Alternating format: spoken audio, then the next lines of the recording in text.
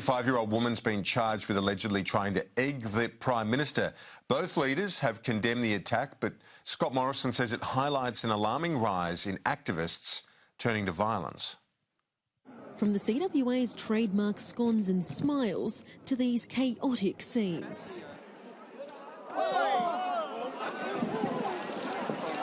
An egg going straight for the Prime Minister, narrowly missing his head. One bystander falls to the ground while a protester is removed by security. Police currently have a female in custody in relation to an incident that occurred earlier today involving the Prime Minister. The Prime Minister had little to say as he walked it off, but was soon cracking jokes about the attack. The CWA could give her a really good idea about what you're supposed to do with eggs. In terms of baking or something like that. Well, pardon the pun, but I don't want to over-egg this thing. The incident comes after Queensland Senator Fraser Anning was egged in March. This time, though, it's drawn quick sympathy from the opposition. This is appalling and disgraceful behaviour. In Australia, we have violence-free elections. Sympathy, too, for the elderly woman who fell to the ground.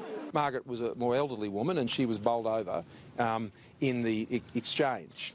And I was able to help her up to her feet, and I've contacted her since, and I understand she's had some medical attention and she's fine, and that's great. And I'm pleased Margaret is fine. The protester responsible for the incident, unapologetic to the Prime Minister.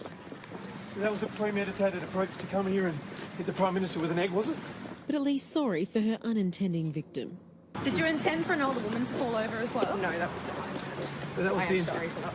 Police today are also investigating after faeces was dumped outside Tony Abbott's electorate office. The ugly side of campaigning continuing to rear its head.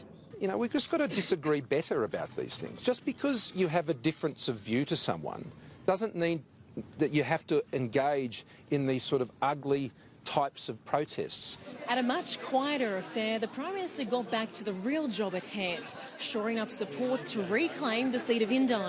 The Prime Minister is hoping to win the Victorian seat back off the independents, but just across the border in Farrer, it's an independent threatening to take a seat off him. Albury Mayor Kevin Mack challenging Susan Lee in what was once considered an ultra-safe Liberal seat with a 20% margin.